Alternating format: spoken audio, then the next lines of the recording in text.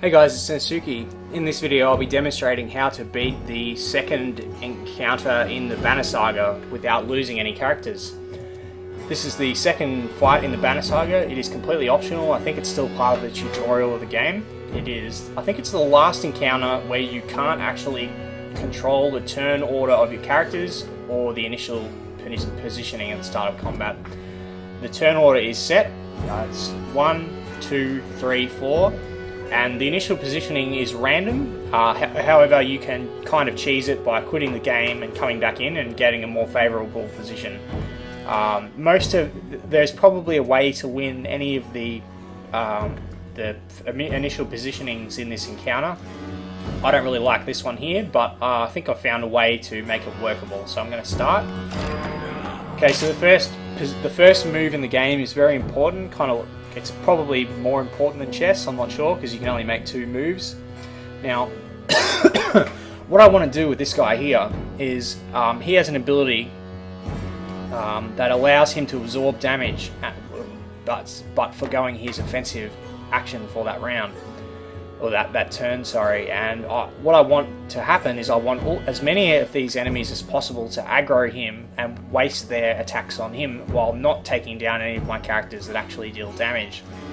And I think I understand, I don't completely understand the AI targeting in this game, but I sort of figured out one of the things about it is if I move this guy forward, the enemies will aggro him because there's no enemies with lower armor or lower health in the vicinity. I don't know what the detection range is. It must be a certain amount of squares.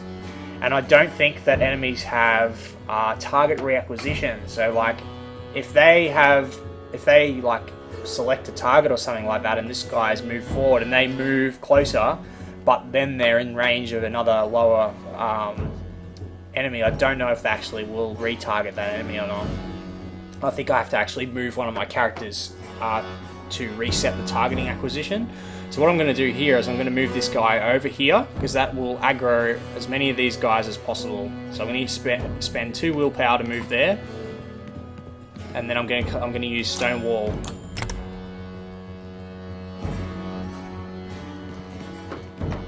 Now here's where it gets interesting. If I move any of these characters up here, they will start taking aggro from the other Viking soldiers over here. And that's not what I want to happen. I don't want any of these characters to lose their health and thus damage before the enemies start moving up. So I'm actually not going to move them up at all.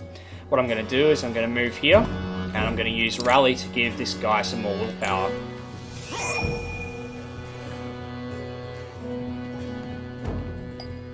Okay, so now it's Hakon's turn. I could be aggressive and move up, but I'm not going to. So I'm going to move over here, and I'm not going to make an offensive action. It's the same with this guy. I don't remember his name. I'm going to move him over here and have him end his turn. And I'm going to use Stonewall again.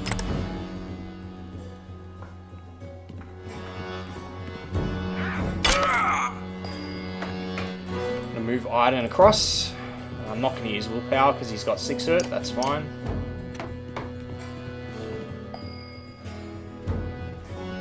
And I'm just going to keep resting for a few more turns of my characters until these guys start moving up. I'm going to Stonewall again.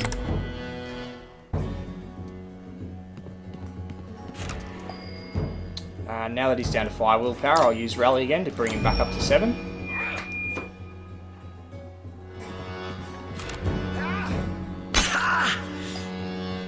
Just going to keep resting.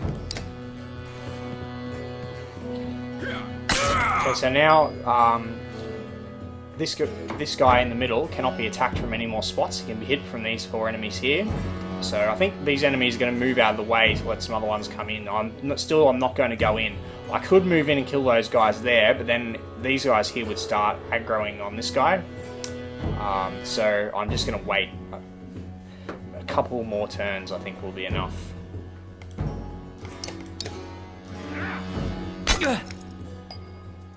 So I'm going to use Stonewall again.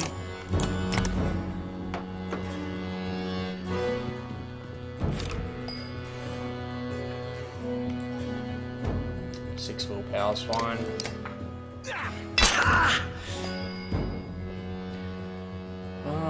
So it might be safe. I think I'll wait for this guy to move. Where is he in the turn order? Okay, he's there.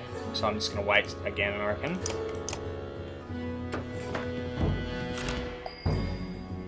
Now I could come in and drop these guys here. That might be a smart thing to do.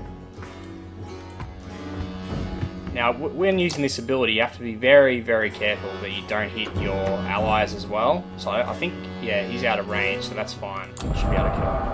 Okay, so drop both of them.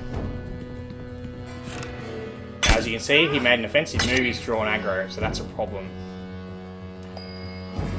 And now I think I'm going to start being offensive.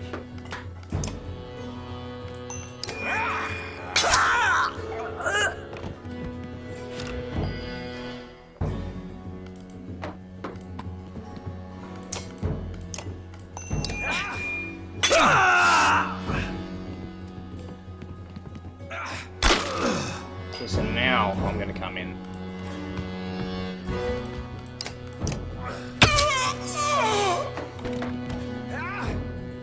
Just got to be really careful with this guy here.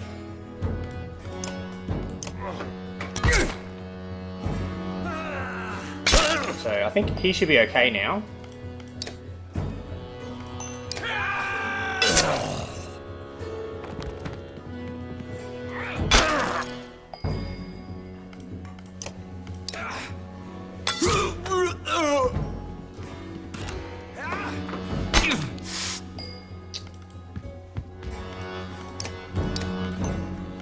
Guy's arm down.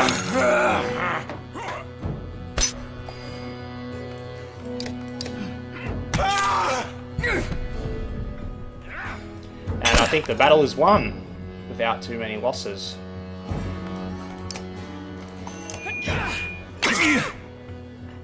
So they won't be able to do much more damage to me at all, really.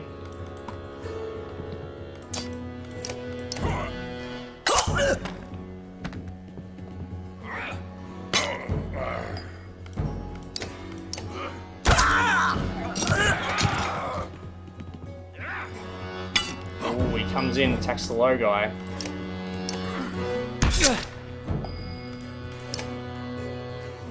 For some reason I can't spend any willpower on that. I've got, oh yeah, that's right, you're not allowed to in this game either. And there you go. Victory without any losses.